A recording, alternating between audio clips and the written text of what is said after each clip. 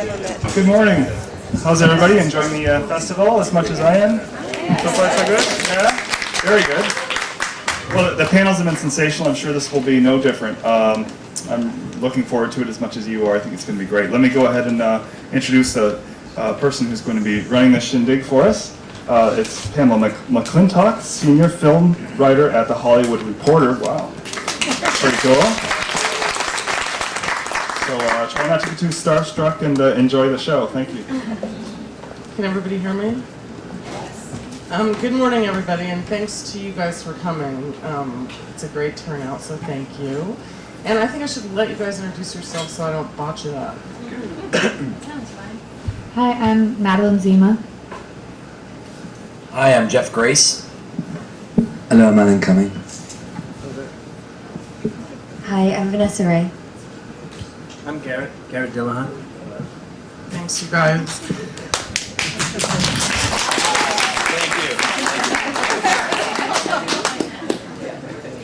You know, sort of looking you guys all up on that magical site, IMDb. You know, it's clear most of you have all worked in film, stage, and television. So I thought it'd be fun to sort of ask, like, do you have a favorite medium, and why? If so, like, why? Can we just go down the You line? guys can just jump in and it doesn't even have to be down the line. This is gonna go so well. I've done everything except for stage, and I've been very sad that I haven't gotten to do a play yet. But so far, I love doing film, and especially independent film, because they seem to be the only place nowadays where people support you to make more daring choices and kind of give you the creative freedom to explore. Where it's like a bigger budget movie, it feels like you have to hit certain beats, and so anyway, I love working in independent film. And can you talk about your films here? Yeah, sure. The film that I have in the festival is called Stuck, and thank you. One person saw it. It's okay. Everyone's been so busy drinking wine. It's not really required viewing. But it's about, we filmed it in 10 days, and it's feature length, which is a miracle that it got into any festivals. But it's about a one-night stand gone horribly wrong, and the next day they're stuck in Carmageddon traffic with each other, forced to get to know each other. So that's what is going on. Jeff Grace. Hello. Compared to these other actors, I feel like I have no business being up here, to be honest. But this is a new. I didn't start acting till I was in my late 20s. So, but I started through stand-up comedy. So I would still say that stand-up or live, like that kind of live comedy feedback, is still my favorite. And it's always weird when you do a film, because you'll be like, you know in your mind that you're pretty funny, or you say something pretty funny, but no one's laughing, and you're like, what the fuck? And then you realize if they actually were to laugh, that would be bad, and it would ruin the take. But it takes me about a day usually to be like, oh, no one's laughing. Oh, it's not, they don't dislike me. They just are trying to be professional. But I'd probably say live is still always kind of the most exhilarating. Can you just tell quickly about your movie? I'm with a movie called It's a Disaster. It's a comedy that will be in theaters next March. It's a couples brunch, end of the world disaster comedy. I go back and forward all the time between film and or screen and theatre and other stuff, and I think it's really important to, for me anyway, to, I come to the new thing that fresher and more excited about doing a film after I've been in a play, or going back to my TV show after I've done a film or something. And I think that's, I do other things as well that I think are important too.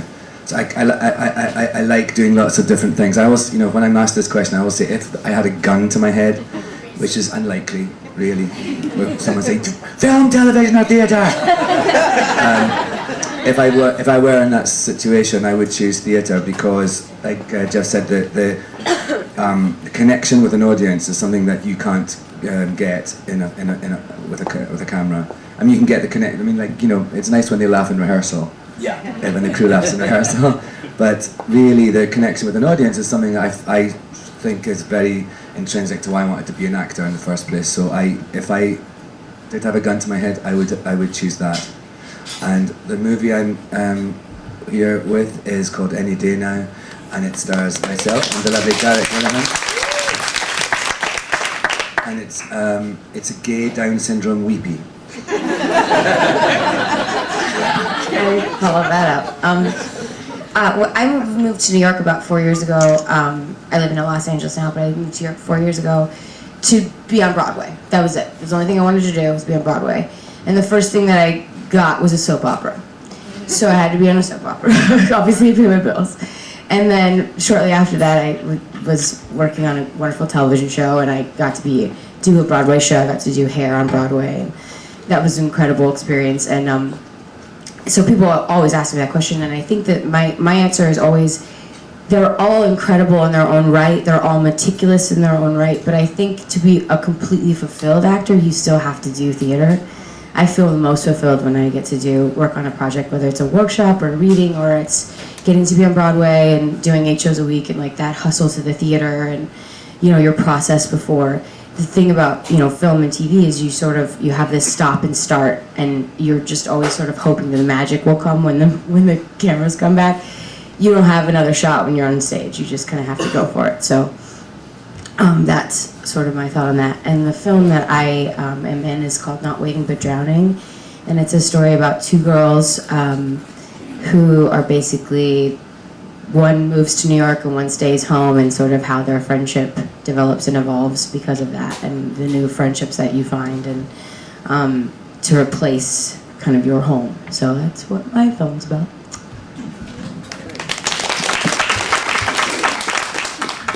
Yeah, I think I kind of feel similar to how Alan feels. It's difficult to pick a favorite. People do enjoy that. Oh, hello. Now can you hear me? My wife just helped me out again. Close.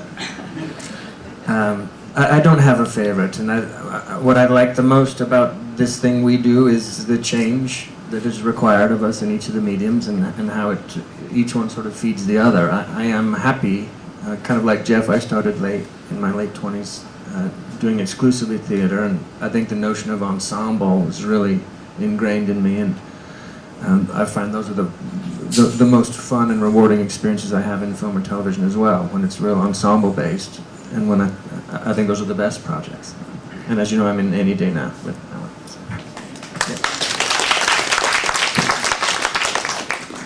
And what guides you when choosing a role? I mean, is there any mantra that you have, or is it just what comes your way? Whatever they give to me, basically.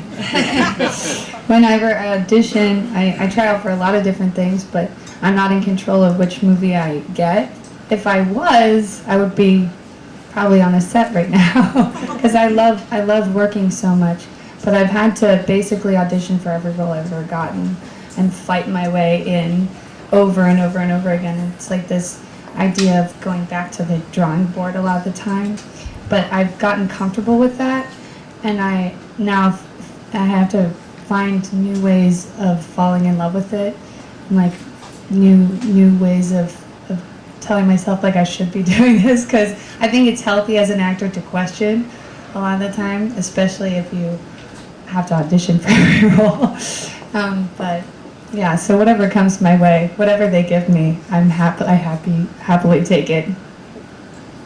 I'm in a similar career space in which I'll take any work I am offered, but the hardest thing I think as an actor is that you get a script sometimes, like in smaller indie stuff where you really are like, do I want to like work for $100 a day in like Tennessee for like 3 weeks, and like you read the script and you're like, wow, this is like, I think this script is awful. I think it's really awful, but I can't tell that it could be like somehow a genius, and so you spend all this time being like, I guess I'll audition anyways, but it seems like a piece of crap. And then they don't hire you anyways, and then you're like, yeah, it was definitely a piece of crap, and then you see it as a piece of crap, and you're still like, but why didn't they hire me? You know, like that's but the hardest thing is always going like, I think this is the worst script I've ever read, but maybe it's great, maybe I should just do it, you know, so I don't know. I don't get offered a lot of stuff, I just have to fight for everything myself that I can get.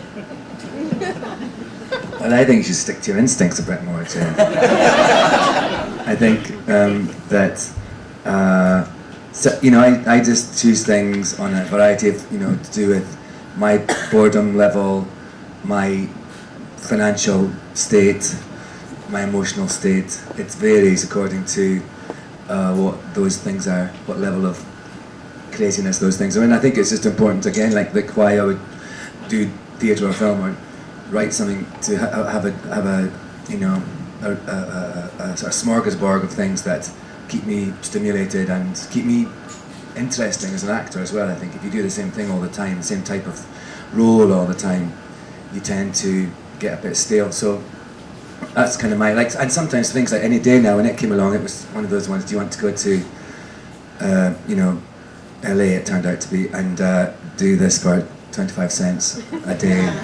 And but actually just, you know, the story, it's an amazing part. Both Garret and I have these really stunning roles, but actually sometimes I call it like a perfect storm when it's a brilliant part, it's a really well written film, and what it's about has something to say that I believe is really important and really strikes with me as a human being, and I want to be able to, you know, and what's been great about this film is that, you know, it's actually coming out and in cinemas. It's coming out December the 14th. It's the anti-Hobbit film. It's the you can't get a ticket to the Hobbit. You go to your little arty cinema and we'll be there. And but it's it's about a gay couple in the 70s trying to adopt a Down syndrome child, and it's has a lot to say about prejudice and about what how the notion of family has changed or can be different to what we have been told, and that the most important thing is, you know, a loving, caring environment for a kid to grow up in, and the idea that would not be allowed because of your sexuality is that message is something that I now and again I get to be in films that say something as important to me personally. What was the question again? We're talking about. What sort of guides you when you're taking? Oh, what guides you? What guides me? I don't know. I think it's just whatever comes my way. If my agent says like, we should pass on this, I'm like, you're right. You're probably right. We should definitely pass on this. But I just kind of audition for whatever I can get. I find this all so fascinating that I'm sitting on a stage with these people right now. Like, couldn't get arrested when I lived in LA, and I moved to New York, and I got people let me be in things, and so when they let me be in things, I do them. I'm excited to do that. Being hard on yourself. Is this on? I stole Rory's. Hello? See, I was being smart. I thought we'd all have our own then. Yeah, as much as I can. I sort of feel like I try to pick, you know, what's different than I did last time. I fancy myself this, you know, chameleon thing. I want to pretend I'm Alan Cumming. So I just try to do something as far removed from the last thing I did as is available to me. And if the story's great, so much the better. You know, story's everything for me. I'm a sort of frustrated writer, and I'm not a good writer. And so I'm fascinated by good writing and good stories. So it's got to be a good story for me. Yeah. And Alan and Garret, how was it working together in this film? Terrible. We did. It was great. I mean, we met at our wig fitting, and when you see Which the film, went well. Yeah, Those of you who've seen the movie, you understand wig fitting went our relationship well. got off to a pretty rocky start. Actually, when you see the film, we had some. did meet at the wig. We met at the wig fitting. Yeah. I didn't remember that. But Oh, thanks, Sorry. Garret. Oh, that's interesting. You were dazed. I was starstruck. That's what it is. But no, you know, I think it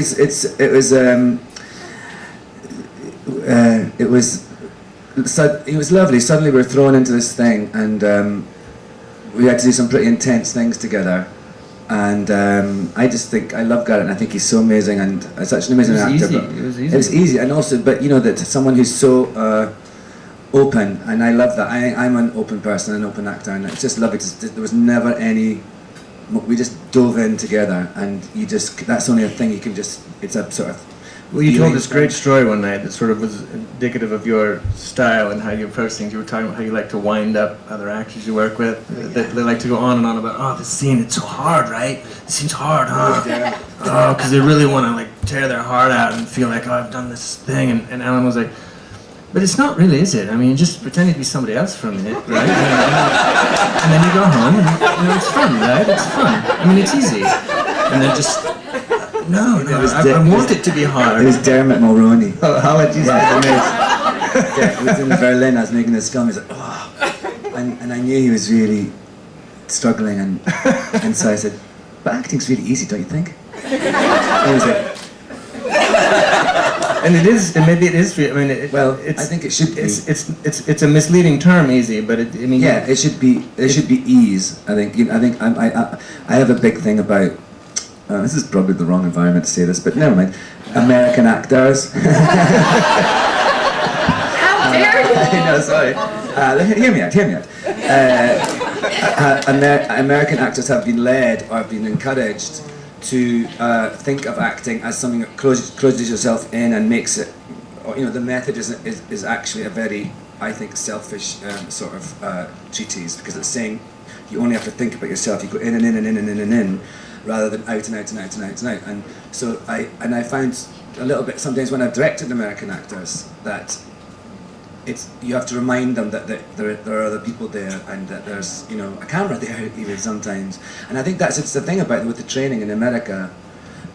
You're encouraged to make acting more difficult than it actually is. It's just like being a kid and pretending to be someone, I think. And I think that I really do feel that's something that American actors have to fight against. So there, I've said it. I couldn't agree. get out. It is amazing how bad the train. Because I started late in life, and I was a comedian who started through Second City, which is a much different medium. Because it's like that's all about like making jokes and you're writing bits and that kind of acting is so different than film acting. I mean, it really I had all these kind of muggy kind of wink. I'm not like winking at the camera, but practically at some level trying to sell the bits. And then you learn by film acting is all about it wasn't until I started working with actors who've been doing it a long time and listening I guess a sense of play or a sense of literally you spend all this time going, I want to be the best actor ever, and you put all this effort and hard work into it, but all that effort and hard work is almost about so you can be as relaxed and as carefree as possible in front of the camera, because the best actors are like George Clooney in an interview sounds like George Clooney, and then you put a camera in front of him and he's I mean, it's the amount of relaxation and just ease is the hardest thing to learn about acting. And it seems, because it's you can't work really hard to be really relaxed. You have to just kind of be a little zen, a little off, and a little vulnerable. It's the hard work is creating the atmosphere where everyone can sort of flourish in, which requires everybody, which is ensemble again, director, camera, everybody. Alan does something that's, sort of exciting and loose and new, different than the last take, and the cameraman's like, well, shit, what if I shot that from here, if he's going to do that?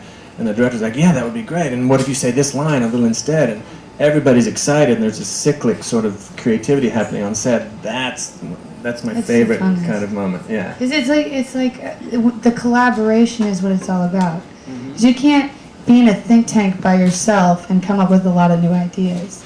New ideas come from each moment that you're with the other actor, and even sometimes inspiration comes from your crew members.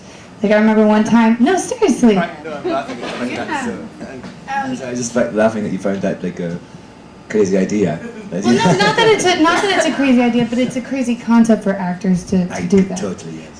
But everybody is a piece of the puzzle, and then when sometimes I'll be sort of stuck or not feeling stale take after take, and look over at the camera operator and he's doing something and he's pissed and he's stuck, and I'm like, you know what, I'm just gonna do that, or I'm just gonna, each person informs the next moment. So I like the openness idea of acting. It takes a village. Yeah, exactly. Hillary Clinton was right, everybody.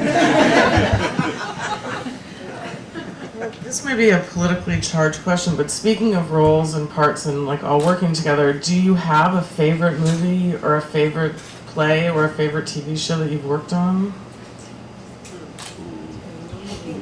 I think for me, I have moments of things that make them my favorite. Working with Glenn Close was like the coolest thing I've ever done in my life. Like walking into a room and her, you know, dogs are around and like teaching me about like how to block a scene for a TV show was like the first thing I ever did. I mean, that was like the coolest thing in the world. I think there's moments that are just magical. Getting to, you know, perform in the Capitol for gay rights, and for civil rights, there's civil rights, right?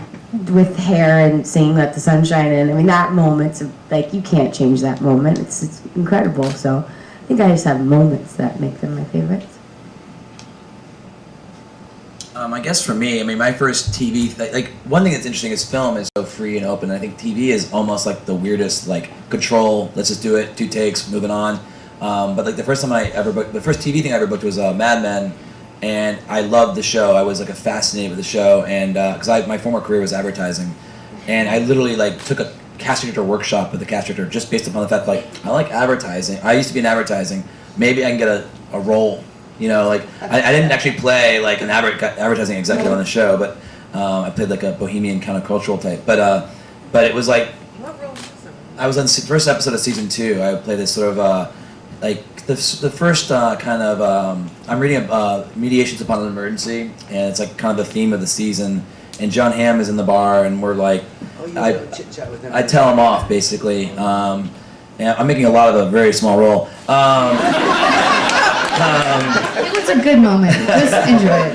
But John Hamm is there, and he's like pretty much, even if you're a totally straight dude, you're like, that guy is good looking. Like I'm not gay, but if I were, he's also a super cool dude. And but Matt Weiner is the most meticulous human being. I almost got fired because in the audition I was clean shaven, and then at the table read I had like let my beard grow out a little bit, and he remembered that I had my beard grown out a little bit. But I'm going, I'm gonna do whatever was on tape, so I'm gonna just shave myself clean, show up on set, and he literally freaked out. Was like literally stood in front of me. He's like, what are the other actors? Who's some of the other actors we had available for this part? Like he was convinced that like I shouldn't be clean shaven, and the makeup girl was like, it'll be fine, Matt. He's gonna have a stubble by the time he shows up on set. I was like, how? She's like, you just better force it out of your face, like, you know.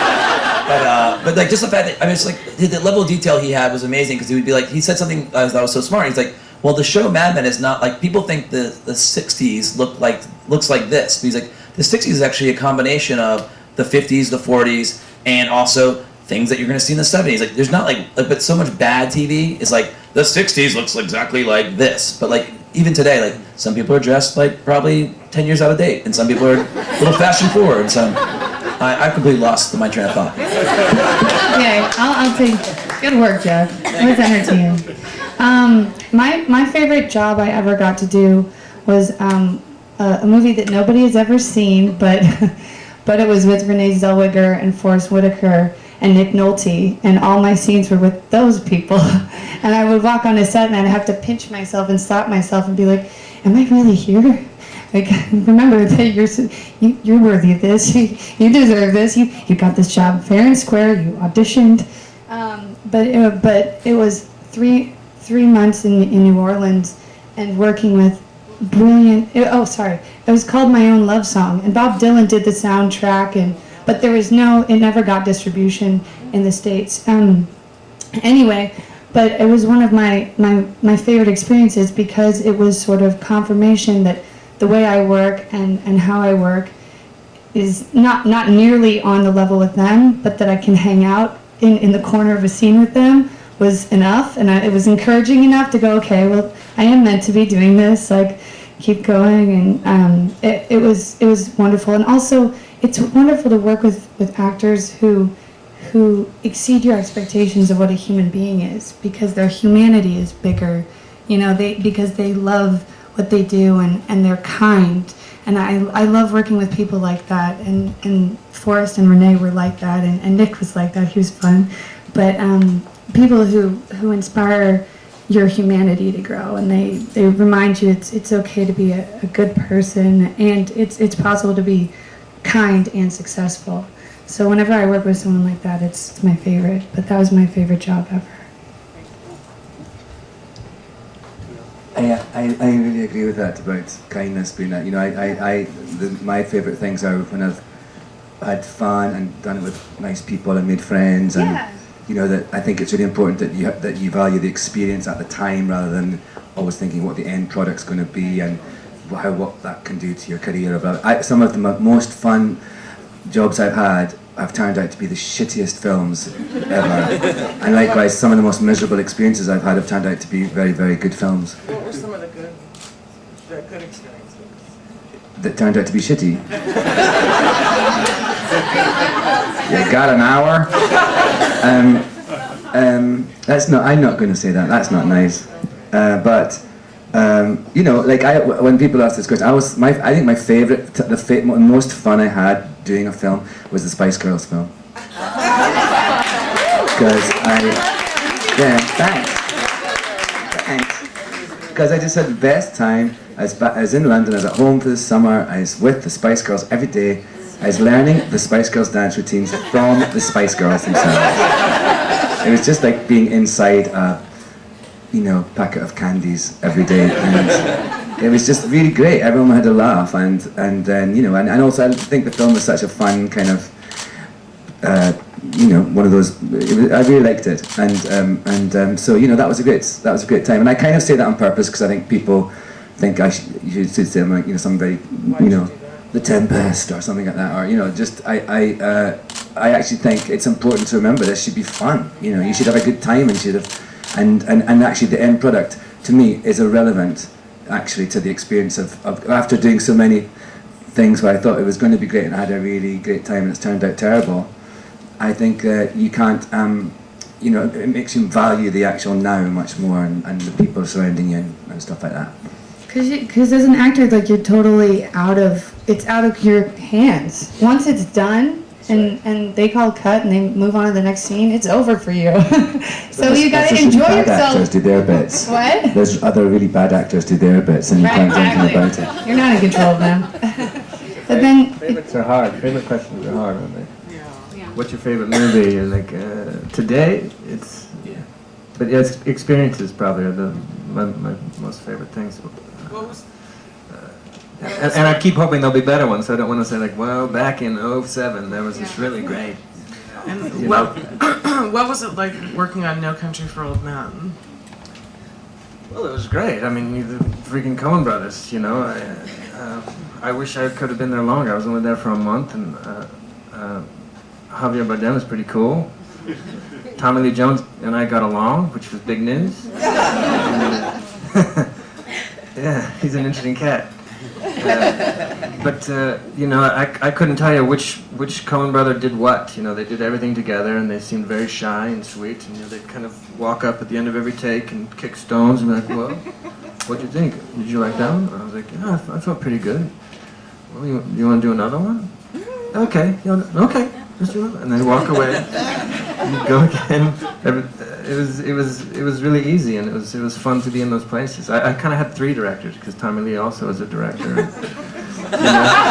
I mean, literally, he directed 3 Burials, right? Yeah. No Caddis, which is pretty good. And I'd be riding my horse around, and he'd just be watching because he's off camera, and he'd go like this.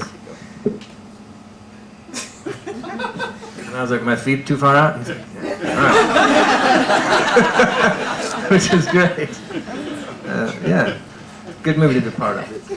And not to like totally make you reveal secrets, but when did you finish shooting 12 Years a Slave? That was this hiatus. I'm really lucky with this job I have, this comedy job, because not only am I not killing and raping people, but I get 5.5 months off a year. You know, that's what I usually do. I didn't mean in real life. I mean. And the last movie of this hiatus was 12 Years a Slave, so I think that wrapped in September.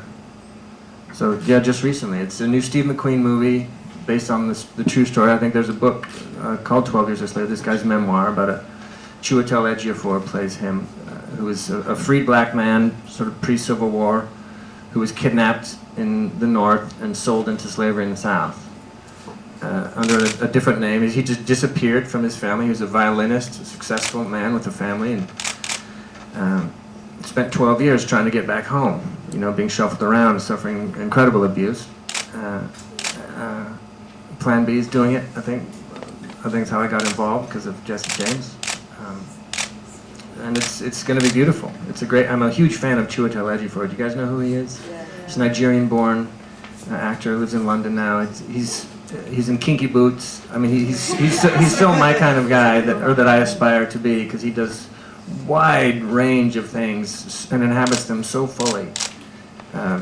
And he was great and a great guy to get to know. And Michael Fassbender's in it. He's in all of Steve McQueen's films. And it's a great cast. Sarah Paulson, Paul Giamatti. And it was fun to be on set and a little nerve-wracking, to do scenes with sort of my favorite actors who are a decade younger than me, but are really, really, really good. And I'm sure, Alan, I always ask you this question, but I guess I'm personally curious what it was like working with Stanley Kubrick. It's great. I really liked him. He was actually totally confounded all the things you hear about him. He was funny and laugh and, meticulous, but not scary in the slightest. And how long were you on the set? A week. Yeah, your acting in that was incredible. Thank you. I always say it's, that scene in a normal film would have been shot before tea break in the morning. But with Stanley it was like a week long. It was basically just me and Tom Cruise standing across from each other in a lobby. There'd be one establishing shot, Tom arriving, then there'd be like 2 sizes on each of us, boom, see ya. And it took a week. But every time we did a take, I knew why we were doing it. He would go back and point to like tiny facial movements, or and he just kind of. It was really exciting because it made me. I said this thing the other day. It was a time when I was a bit bored of acting, and I just thought, I was kind of like, yeah. And I knew this was coming up, and they kept moving the dates about when it was going to happen, because the film took a year and a half to make, and this was like a year into it, and. They kept changing and said, it's going to happen tomorrow. I said, oh, okay. And then like, no, it's in a month's time. And I was just having this sort of, relaxing time. And anyway, it reinvigorated my whole desire for acting and excitement about, and playing a tiny, tiny part in a film that actually Stanley kind of reminded me that there's no small parts, only small actors. Well, speaking of small actors, probably most people don't realize you started acting. How old were you? My the first job I ever did, I was 28 months. not kidding. And then my first film, I was 5, and I was and that was The Hand That Rocks the Cradle. Way back in the 90s, 20 years ago.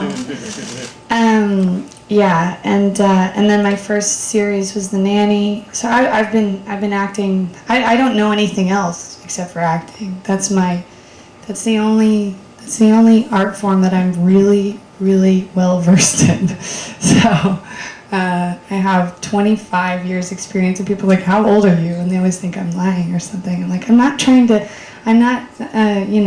exaggerating even a little bit. I literally started at 2 and I've been doing it the whole time, so yeah. Would you recommend it to other kids to start working that young? Did everyone hear that? No, I don't think so.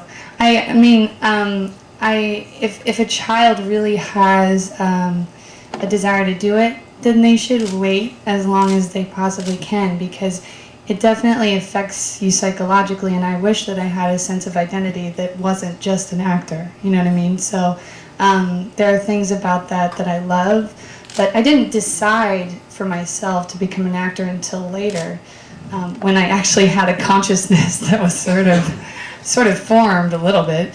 When I was like 14, I was like on a set, and I realized, hey, I actually think I would like to do this for the rest of my life, because before that I was kind of like, maybe I'll become a cartoonist on The Simpsons. I was a fan of The Simpsons, and I was always doodling and stuff, so I was like, I'll become a cartoonist on The Simpsons, but I want to go to Yale. All these plans did not come through. But I wouldn't suggest it. If your child wants to act, you can take them out, let them explore, but don't get them involved in a very adult business necessarily at such an early age. Thank you. And Vanessa, you started out, was your breakout role on As the World Turns? Oh God, that consider it a breakout role. I worked like 2 days a week. I was like barely on the show, but it was paid my bills and it was amazing to get to do. But yes, that was sort of my first job in New York. And was it really valuable in terms of work? I mean, it was huge. It was absolutely like, it taught me to learn 40 pages of dialogue in a day, you know?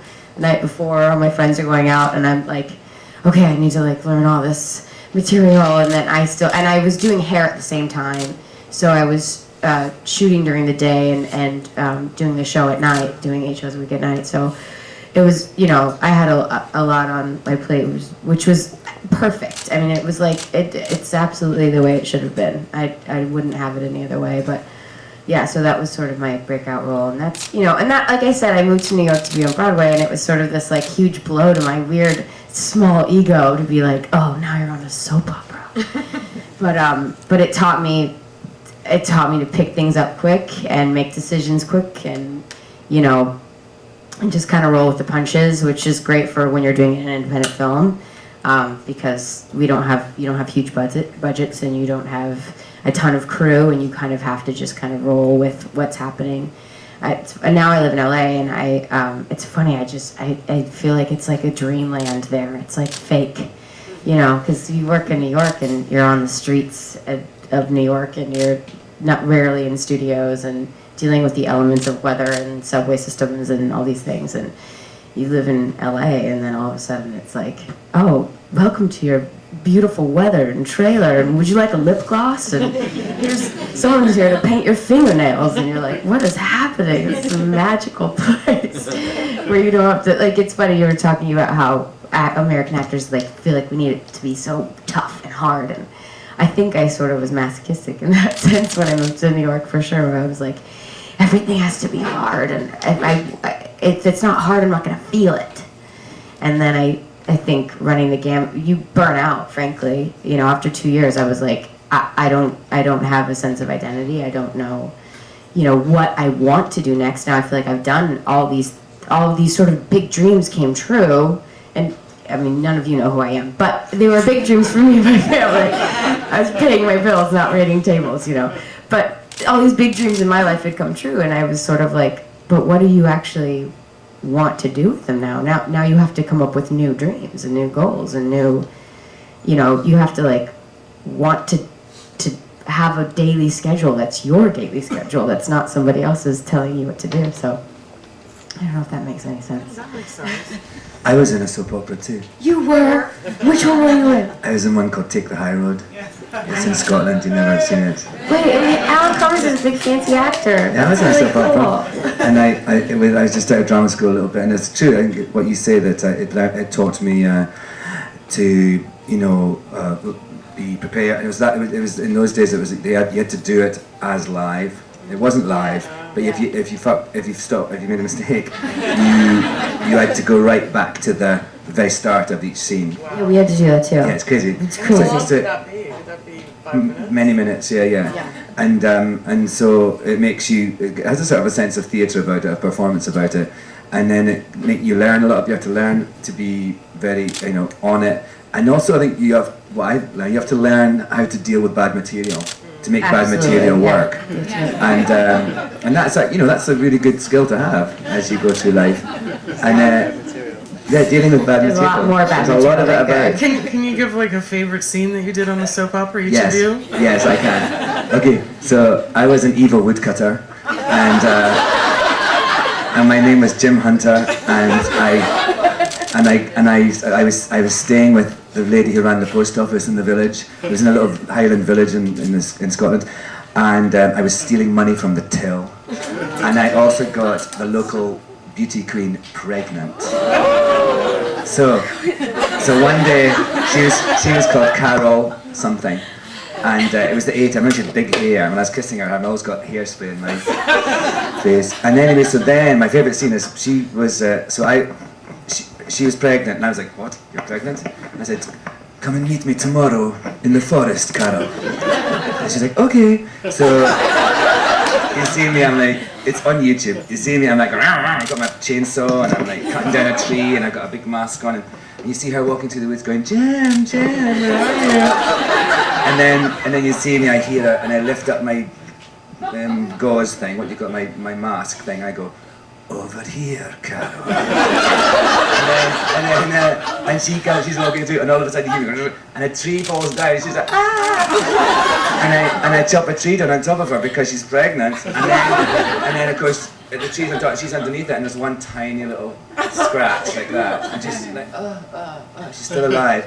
So I climb up and I start to strangle her just to make sure she's dead. And she goes, I just came to tell you, I'm not pregnant. End of episode. How do you follow that up? That's not fair at all. You do that end of episode thing, Yeah. you hold your expression too long. You stare a lot.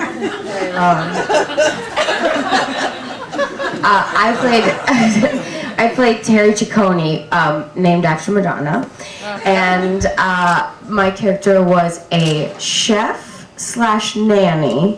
who passed up a career of being like a Rachel Ray type to be a nanny to the kids.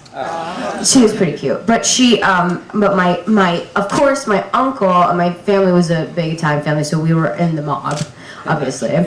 And so my favorite scene was I actually don't know what was going on. I just know that there was a bunch of shooting, and I got tied up, and I had no shirt on. There was a scene where I was tied up, and I had no shirt on, and I was like, well, girl, it was a pink bra. And I was like, well, Dad, I think my dad is here. My dad watched the show religiously every day that I was on it. And I'm like, well, sorry, Dad, I'm going to be in a bra today. Oh, I think I'm also the only like reoccurring character on a soap opera who never had a love interest. Wow. Cool. Is that in Wikipedia? I don't know, it should be. I think it's pretty embarrassing. I never had a love. They like kept trying people with me and it never worked out. Well, I'm the first person ever to be killed on Take the High Road. I was murdered, yes. Ever, yes, it's true. And I was burned alive in Mr. Blair's peat shed. Is Scotland not behind America right now? There's still woodcutters and sheds and stuff. What's going on over there? Yeah, it's crazy. And we also have not free behind, it's education. Send your money to Scotland. They need to get advanced. No, it's sustainable. It's not behind. It's actually sustainable. We are quite behind, but we do have free education, free health, free prescriptions. Lots of Yeah, energy. exactly. But you still give abortions by throwing trees on women.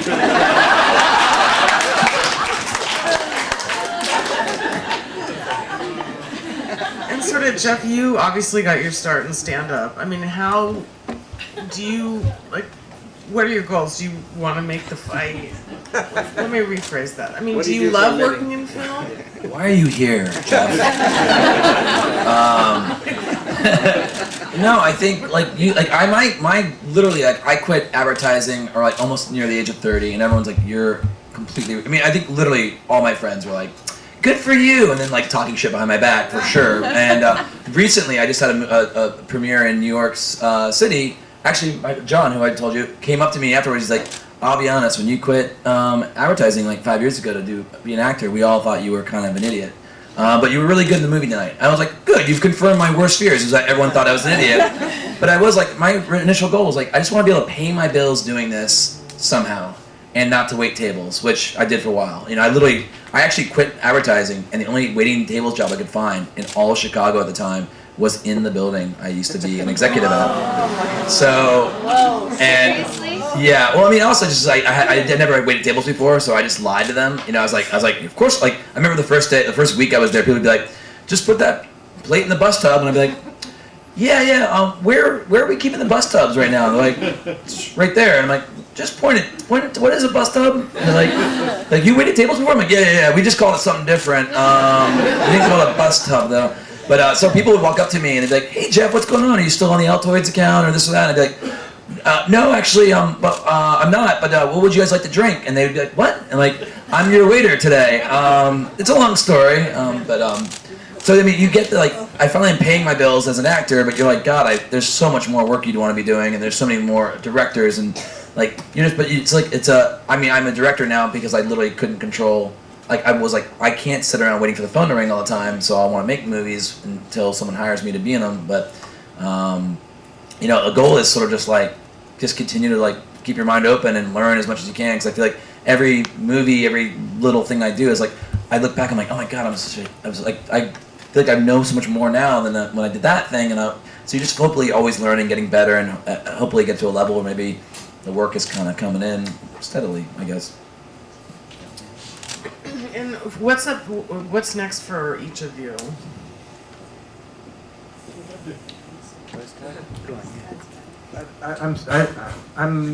I go back to work tomorrow. We're midway through our 3rd season of Raising Hope, and I think it's going to go for 4 maybe. Other than that, I don't know. I have a movie of my own I'm trying to get made that we hope to shoot in the hiatus called Arkansas Traveler. It's a Civil War thing. Yeah, that's next for me. A trip home. Yeah, we just wrapped. I'm working on Pretty Little Liars right now, and we just wrapped. Well, this is our last week filming, and I leave tomorrow. I get to go to New York to start work on a new musical about the life of Carole King, where I get to play Carole King. So you should look for that when it comes. I think we're doing our out-of-town tryout here in Berkeley. So. I'm got to do. Well, I'm in The Good Wife until the end of March, so I go back to that next week. Thank you, a smattering. And no, I wasn't fishing. And it's on tonight, 9 o'clock. So I did that, and then I'm also I did Macbeth. I just did Macbeth. See, that's the curse. I said it and I called. I did it for the National Theatre of Scotland and a company which is funded entirely by the government of Scotland. It was I played all the parts in Macbeth, and I did that in New York as well. And then I'm going to do it on Broadway again in April for a short season, so I don't die. And also I'm writing a book, which as soon as I said that, I had a guilt pang because I'm behind in my schedule. And then also, any day now is coming out, so I'm kind of whoring myself a bit for the release of that, to fight the monster that is The Hobbit. My commercial I was in has been recently optioned to be an industrial, so that was pretty big. It's a Chevy Malibu. It'll be in your dealerships if you go to GM, so that's pretty cool. Other than that, so I pitched on yesterday, I don't know if any of you were here, a movie I'm directing next summer called Folk Hero and Funny Guy. It's a two-hander kind of sideways-esque comedy about my times opening up for a good friend of mine who's a jam band musician named Adam Ezra, and so I'm currently raising money to shoot that next summer, and then I'm currently kind of on the road promoting It's a Disaster, which I also produced, which will be in theaters via Oscilloscope in March, so check that out when it's out there. But the Chevy spot is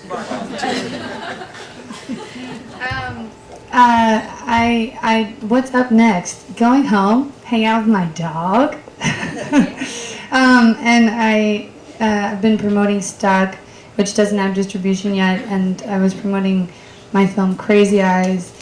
So these are all things in the past. So what's up next is an uncertain future. But I'm writing stuff with my sister, and we just bought a 5D and we're filming little short films here and there, just trying to stay creatively viable and painting and learning new songs. I just learned me and Bobby McGee on the guitar, so I'll learn another Janis Joplin song when I get home. That's what's next.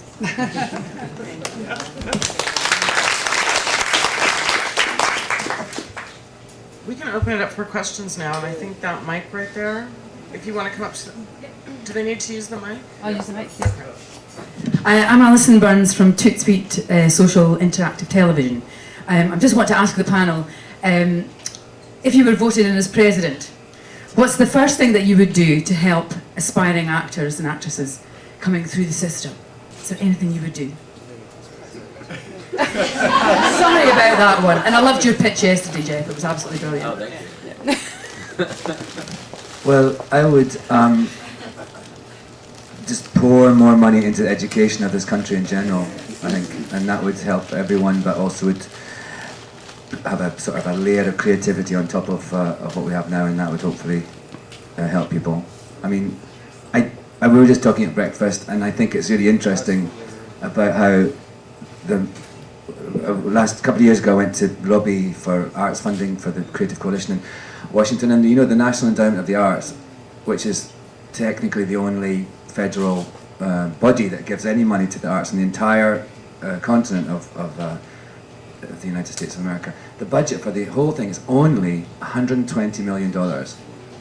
That's like, yes, Michelle said that's a Michael Bay film. And that's for all, supposedly for all the arts, not just theatre, everything, sculpture, paint, you know. And I know America's a different thing where it relies much more on patronage and all that stuff, but you know, I think there should be more money available to people without having to ask their parents, you know, as a metaphor. So that's what I would do. Yeah, that's good. That's a good one. What's that documentary we saw about the Kashmir marching band? Has anyone seen this? I can't remember what the title is. It was in the 70s. No, it was a band in the 70s, a high school band from Kashmir, the southern state. But it's this funk band. Thundersoul? What's it called? Thundersoul? Is that them? It might be. I can't remember the title, but it's look upable. But the greatest thing about it was the effect this arts program had on the entire school. You know, the success of these kids from nowhere. They were cutting albums and touring the world because they were so good and gifted at what they did. Made everyone else in the school, whatever their program was, feel like, oh, I can do something. We're not hidden away here. We are, you know, I think the far-reaching effects of arts programs are highly underestimated. So, anyway, watch that movie, and that's what I would do. Not watch the movie, but fund the art.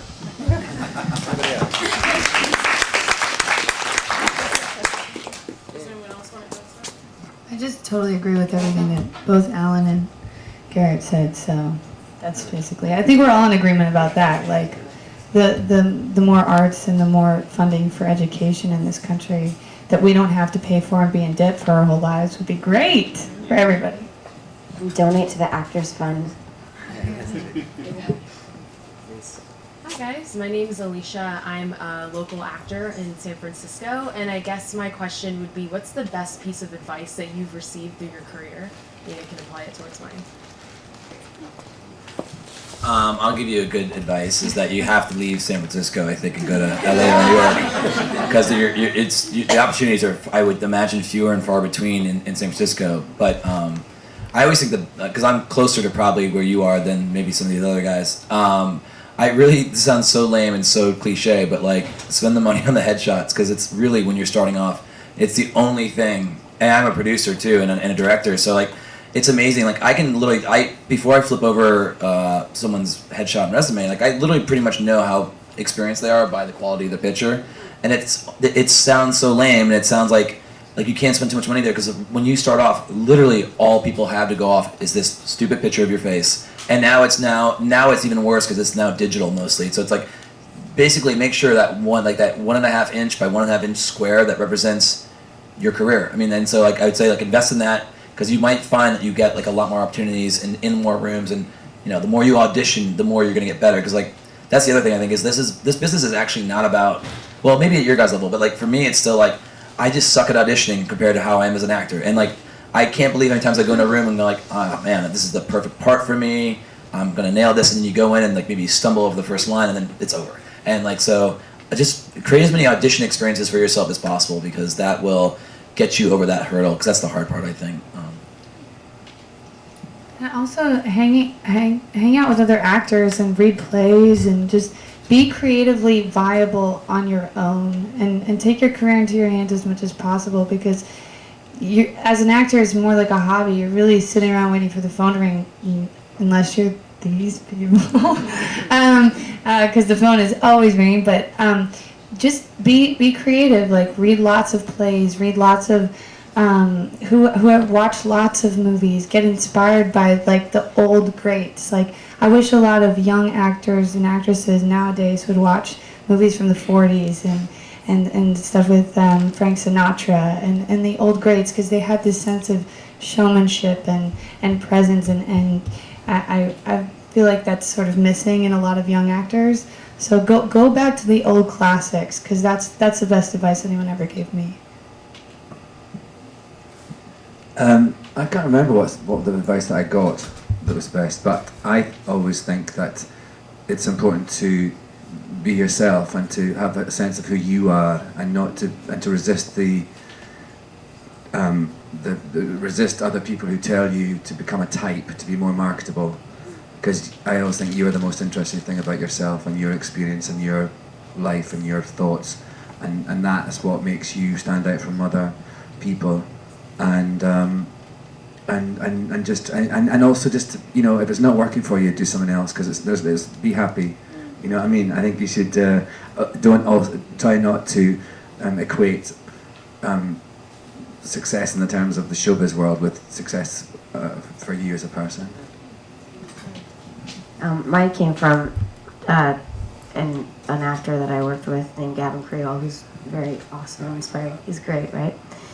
He just said, you know, have a life, live your life, and create new experiences for yourself in your life, and that will influence your, you know, the roles that you play in your artistic endeavors in your life. I think that every time I hang out with my friends, or I go on a trip like this to Napa Valley and, you know, sit in a winery drinking wine with the winemaker, I mean, like, that influences my understanding of that human being and that experience. So you do that. That's good. I'm trying to remember advice as well. And I'm like, what's it? I remember this guy told me one time, he said, you know, if they don't want you, and he was dirty, so but I'll leave the dirty part out. He said, if they want you, you can be on their desk, lighting their cigar, rubbing their shoulders. He didn't say rubbing their shoulders. That's the part I added to make it nice. He said, and they don't want you. He said, if they want you, that you can be in the Sahara and a script comes sliding under your tent flap door. And his point was the striving. You know, I asked him what his regret was, and he said, I wish I hadn't spent so much time striving so hard to get everybody's approval, you know, to make the scene, you know, to change people's... And I find that to be true, and I find it's an easy way then to let go of things. Maybe after I audition for them, it's a little trick I do. I throw the sides away, for example. You know, it's like, I audition for it, I throw the sides away, I'm moving on to the next. Do you know what I mean? And the other thing someone said that maybe it was... Because I'm not sure, you're going to get different opinions from everybody up here, you know, and I don't... but... just think, why not me? Why not you? Who are you going to audition against, or part do you want? Whoever they're going to give it to is not going to have. How much more experience can they have? You know, you're a young person, and just think, why not me? At an audition, because it could be anybody at any moment. It's a great thing about LA. I've found is you just feel like there's around every corner some massive opportunity. Your whole life could change all of a sudden. I think that sense of fun is important. I'll stop there. But and stay wherever you want. You know what I mean? It's hard to define what success is for everybody, you know. Some people I know are incredibly happy, you know, starting a theater company in Tennessee. And it might even be a purer experience than what I'm going through most of the time, you know. But just you follow your nose. You know what you need to do, and you know what you want to do. I do know. Hi, I guess this goes to Jeff, because I'm also an actress, and especially in... I need to clarify something. And it's been all weekend, it's been about, I am a man, and I know that I'm very pretty, but I am a man, damn it. I will not be confused for a woman any longer. There you go, but I'm also a stand-up comic, and I also do acting. And one of the things is finding the part that you can really kind of show what you can do, and also to challenge yourself is challenging. I mean, I'm getting plenty of work. Nothing I could say that, oh, this was wonderful, or this is really challenging. So I'm, of course, writing a script, and I was just wondering how you first got your funding to actually make your first film, and how that experience was, and if you found as an actor it was really rewarding to be able to write something that you could really... Yeah, I mean, it's a longer. Well, I mean, like, so maybe for me, like, I come from like this YouTube generation of like me and a bunch of like, because I was like I said, like I got late start in life, and that was made me very hungry to like I'm gonna just work as hard as I can, do as many things as I possibly can, make my own stuff, and so. You know, and being like coming from that Second City tradition of like where you write your own content and perform it and like stage it and direct it, you know, you kind of gives you a bit of versatility. But like, you know, it started off with doing just like me and a couple of my friends that are in that movie. It's a disaster if any of you guys saw it. But we basically had like at one point we're like, let's do a live show once a month and we'll shoot a minimum of 4 short films each month. So, and it was just creating that deadline for ourselves that was really important to me, because I think like it's so hard when you like I'm gonna write a script this year, and then like the year goes by and you're like didn't do that, like, and I think you have to like almost like I think like for instance like funding our film, when we finally set a date of just like in June of next summer we will be shooting no matter what happens, like hell or high water, you know, and once we did that it became real to like the investor people were like, so you're really gonna shoot? I'm like, yeah, we're shooting no matter what, like whether you want to be investing in this movie or not, like it's gonna happen with or without you, but we'd love to have your money, you know. And I think sometimes it's like you have to have a little bit of just crazy, I don't know what it is, like balls is what I'm gonna say.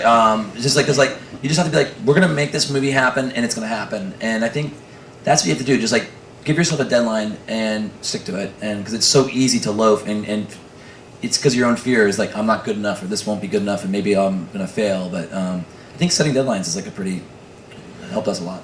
Alan, on the anniversary party, did you raise some money for that? Well, I suppose so. Yeah, we got it from a fine line. Okay. So I mean, it's. But that was your project that you brought to them. Yeah, we pitched it to various people, but Fine Line it does sadly no longer exists. It was the sort of, you know, it's kind of funny. There used to be this time where all the big studios sort of thought, oops, everyone's making these little films, we better get on the bus, and they had little sidey wings like Fox 2000, and there was all these different independent small film versions of the studios, and Fine Line was that version of New Line, which is also no longer with us, sadly. And so we went to them and pitched it, and also what was good, it's like kind of what you said about a deadline. We said we have 21 days in this. These are the 21 days. These are the actors that are available on these 21 days. Take it or leave it. It will not happen if you don't. You know, it's going to have to happen then. Everyone's availabilities was kind of crazy, and we didn't really know what we're talking about, but we knew that was true. And then so we, you know, we had a structure that was you're in or you're out, kind of. You know, it's very George Bush, and you're with us or you're against us. And so we did that, and that's what happened. There's a funny story. When we took it to Fox 2000, you know, we did the pitch, and it's Jennifer Jason Leigh and I made this film together, and we did the pitch very well, I have to say. We were like... Did you play the character? No, we told the story, but we were, you know, the way she would say a bit, and then I would kind of come in and take the next scene, and, you know, we had it down, and we did, you know, the bit when it was emotional, there would be people like crying sometimes in a pitch. And so we did this pitch, and the man cried from Fox 2000, and they were all like, "Oh my goodness, thank you so much." And who's in it again? And then they said, "This is Friday," and they said, "We're going to make an offer on Monday." And we were like, "Pop the champagne!" And then we got this call on Monday, and said they're going to give you the money to make the film, and we were like, "Hooray!" And they said, "But they want you to make it a happy ending." I know, and it wasn't like, you know. It was Fox. This was like the little baby independent thing, and also it wasn't a large amount of money. And I remember being so appalled by that. And then I thought, it is a happy ending. The dog comes back. What do you want? Do you know what I mean? The missing dog comes back in the very last frame. Fuck you. So we didn't give it to them.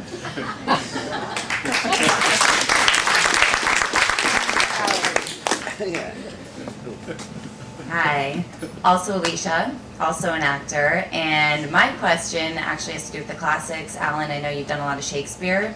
I'm just curious why you think some actors tend to gravitate towards classics, others hate working on them. What advice you have when you are approaching that kind of work? Well, I think you should not be scared. You should not go in thinking you're inferior, that this is a difficult thing. I think in America there's a really big inferiority complex about Shakespeare that's absolutely stupid. And also I think that American actors tend to put on these dopey English accents to do Shakespeare, and that, I don't know why you do that. Do you know what I mean? I mean, I'm sorry, but I just think it means you're saying we're not good enough to do this somehow, and you are, people, you are. And so I think that would be the biggest thing, is to not go into it with an attitude that this is too hard for me and I'm a stupid American. I really feel that's what a lot of people have got to get over. And I think that the reason that we do these plays, or felt, you know, that the reason those stories keep being told, it's like the Greeks as well. Why do we, these are thousands of years old, there's a reason why we keep doing them, because they have so much to tell us, and there's so many things that are, each generation has a new interpretation, can find something from them that speaks to them, and I think that's why we do them, and I just think we should look at them as contemporary pieces that we can infuse with something valuable, and not as these museum pieces that we have to touch with gloves on. Thank you. Oh, that killed the room. Good morning. I am not an actor. First, I wanted to thank you for being here. I can imagine all of your schedules are extremely insane, and I just really appreciate the fact that you're taking the time to have this conversation. Now, my question this morning is actually from a different perspective. I'm actually a consumer analyst. It's my job to understand what's driving the mood of consumers, what's really influencing the decisions that consumers are made, and I view your business as very much a consumer business. So my question is, in such an insanely competitive environment, and at a time when consumers are more fickle and it's a lot harder to get an impression on consumers, do you as actors spend any time thinking about what is driving consumers' moods and what's influencing them, and how much does that really drive some of your own decisions, or you typically leave that to the business people in your business? How much do you really think about what's in the minds of your consumers when you're making your choices? Wow. So, now I killed the room, sorry. I mean, I will say that, like, you know, me and Todd and Kevin and Blaze, or people you don't know, but were the guys that made that movie It's a Disaster, if you guys saw it, but like we always fight about this a little bit, which is like, it's really tough because you make a movie, right, and you want to, like, I don't know, at least we make movies that are like, we want audiences to like them and see them, and your ultimate goal is not to make, I mean, for us at least, it's like, we don't want to make a piece of art that no one wants to go see. And like the business side, you kind of like, when we first started this, we're like, fuck these studios and all the, you know, and you have a real FU attitude to everything.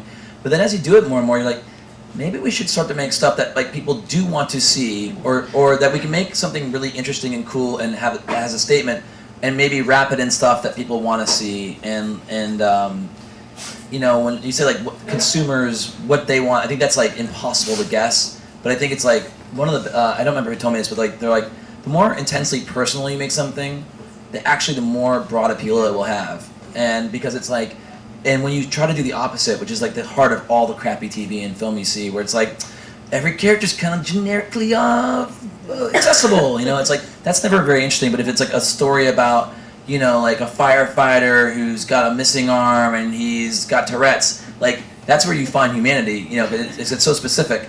So I think trying to figure out what consumers want is really tricky, but I do think you should keep attention to like genres and things like know your market, because like so often people like will ask, because they people approach me about producing films for them, and I'm like it's like, know your, like, are you making this for the film festivals, or are you making this for like wide distribution? And people are like, I don't know. I'm like, well, you should know that at least. Like, at least know, like, if you're making an art house project, know that you like know how to go about doing that. But so often projects don't even know that very little. So yeah, I don't know. I agree with you that I think the more actually, well, like, you know, I think show business is like changing deck chairs on the Titanic. We're all going down, and so really you should just stick to your guns and do the things that please you. I mean, and that can change because maybe being in a blockbuster that pays you $1 million will please you for a while, or maybe then you should go and do something for 25 pence. But I think I'm sure we all have teams of people that represent us, managers and agents and publicists and lawyers and blah, blah, blah.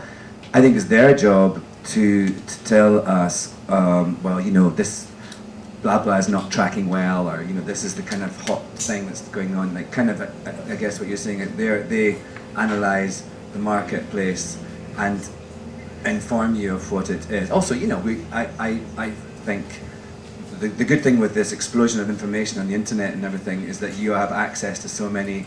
It's easier to find out things nowadays. It's also easier to find a niche audience than it used to be. So you can. Oh, there's a dog. Just wandering by.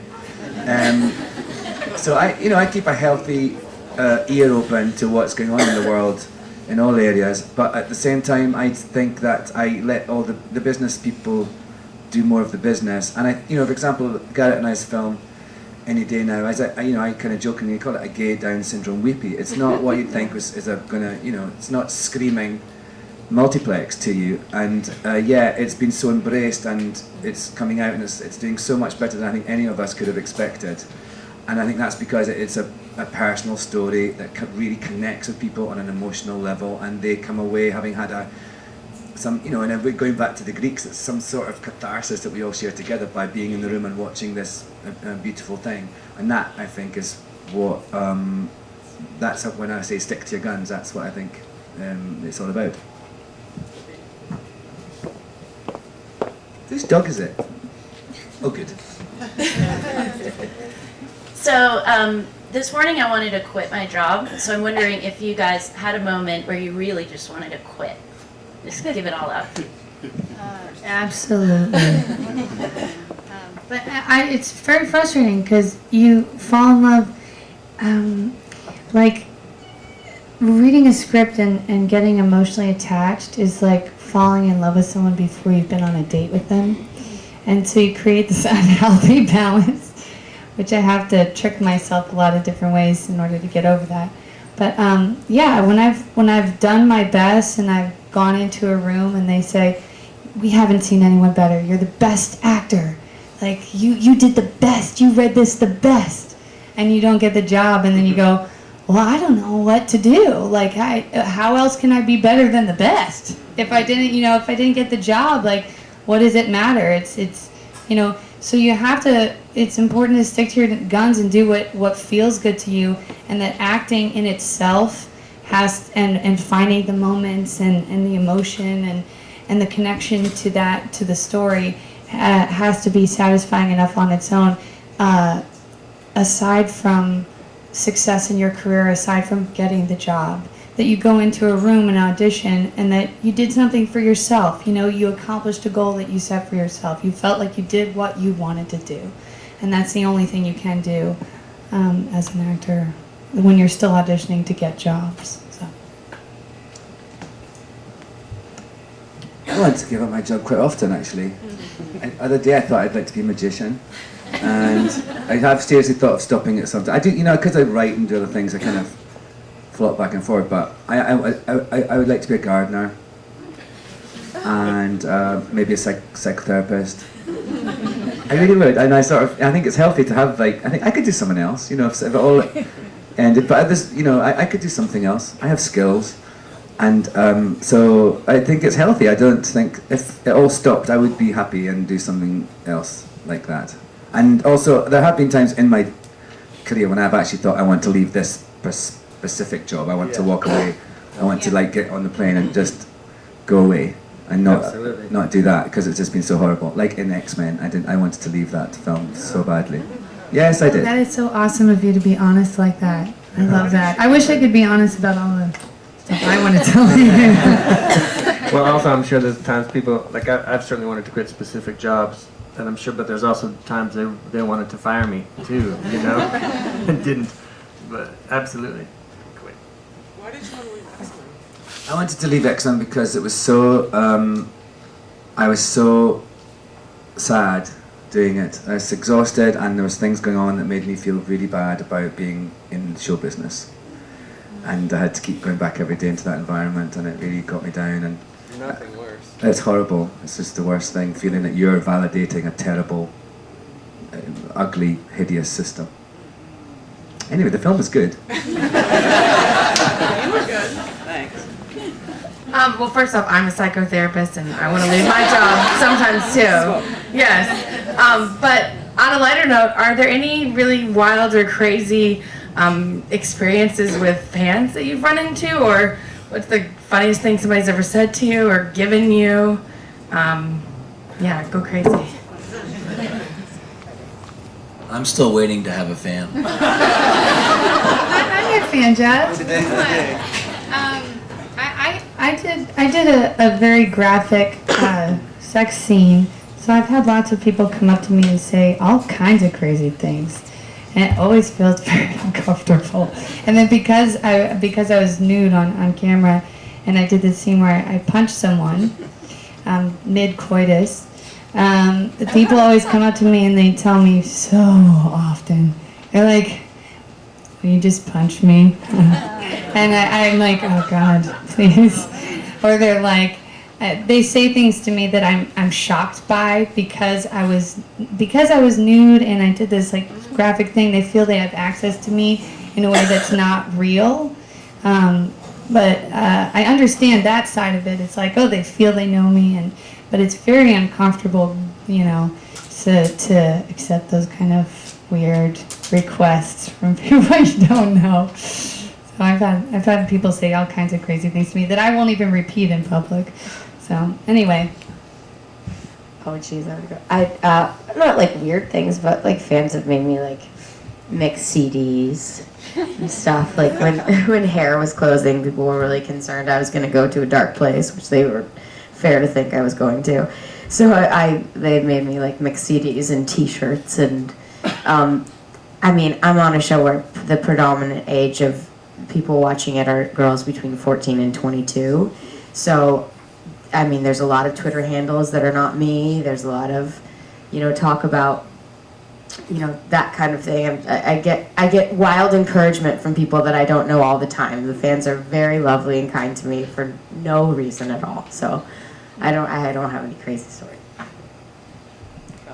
I have some crazy stories, but I'm not going to tell you them because I sort of think that kind of encourages that behaviour, and so I try not to talk about it, the crazy stuff.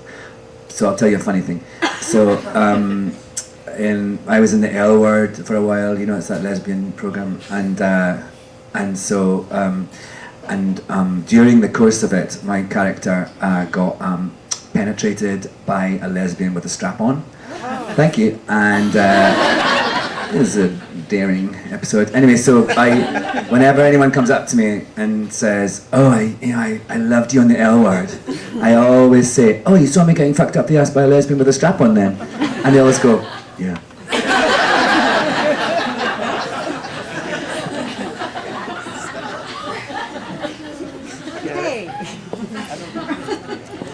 Hi, I am a screenwriter. I just finished my first screenplay, and I'm wondering, there's only so much obvious like I can learn from books, and so, but to hear from each of you on character or something, whatever you're dying to tell a screenwriter, from an actor's perspective, as far as the screenwriting's creation part, and how you would like to influence that.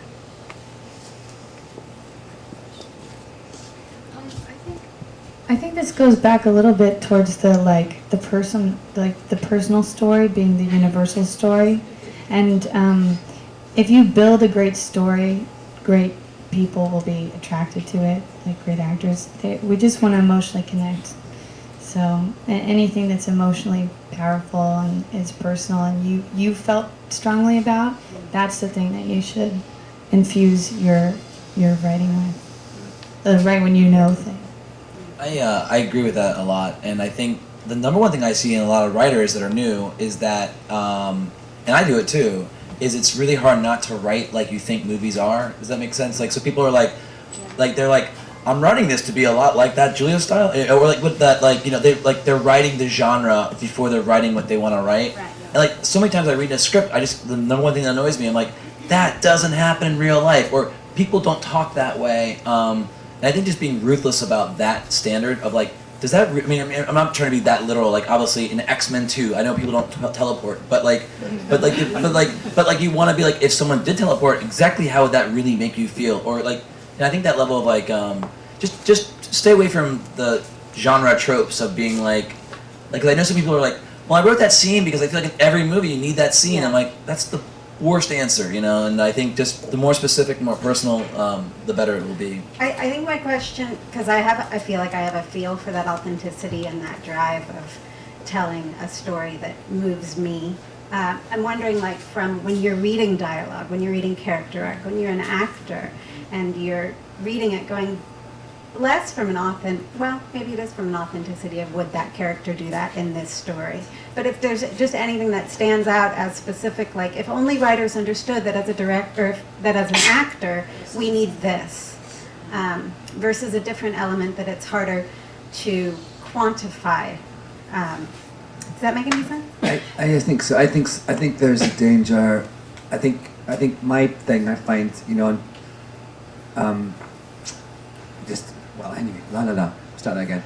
Don't feel you have to do everything. We can actually tell the story without words, and sometimes you know, as an actor, you're like, plot.